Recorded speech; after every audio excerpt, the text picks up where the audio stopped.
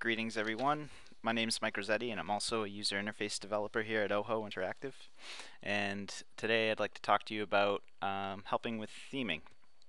A couple of things I'd like to go over. The first thing is choosing a master theme for your site. Uh, Normally people will pick a theme that will suit all of their needs and then some.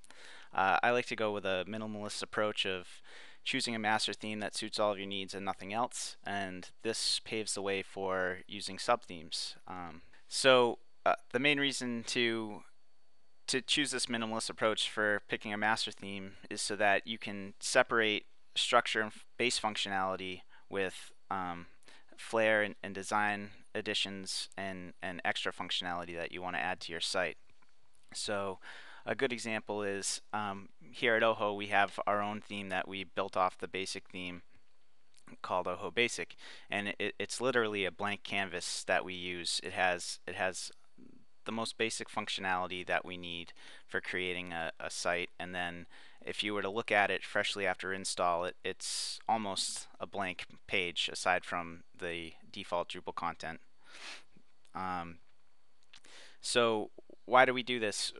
We do it because it allows us to create more of a modular approach to theming so that we can have our subtheme and create it in a way that suits us for the project that we're working on and not have it interfere with the main theme. And I almost equate that to when you have a nice theme that you're using that maybe you didn't create yourself, or that you're using as a blank canvas theme, I'll call it.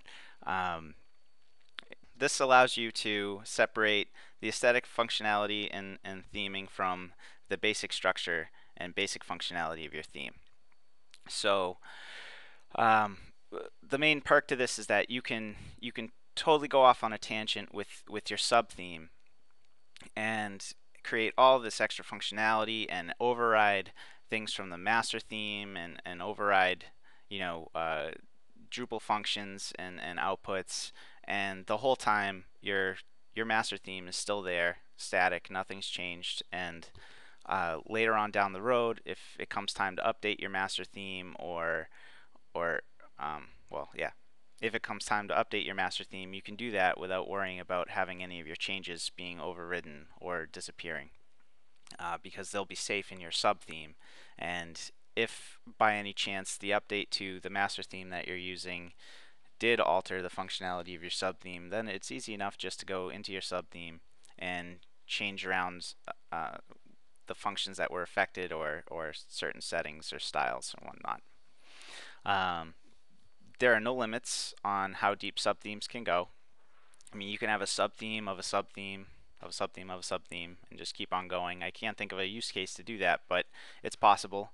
And so, I mean, that's just a little perk to subtheming as well. If you wanted to have a master theme and then a subtheme, and maybe there was a small section of your site that was completely different from the rest of your site as far as structure and design goes, and maybe even functionality, you could create another subtheme that builds off of all of that and add on your extra functionality or change the structure around a little bit and enable that subtheme just for that section of the site. The next thing I'd like to mention is the info file.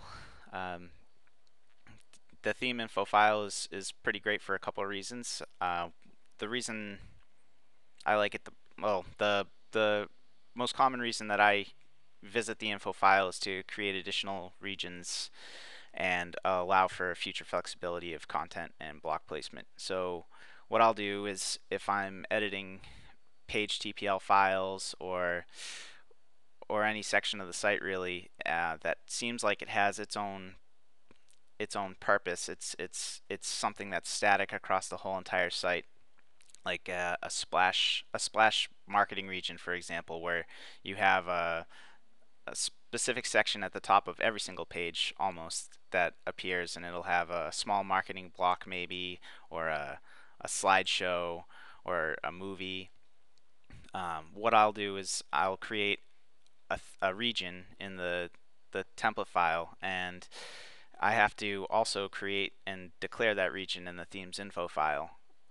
So basically what that'll do is that'll allow me to take blocks and just have a designated area on every page that uses these TPL files to put in content, and that allows me to have more flexibility when I'm theming, so that I can really specifically add classes to this region and style it accordingly.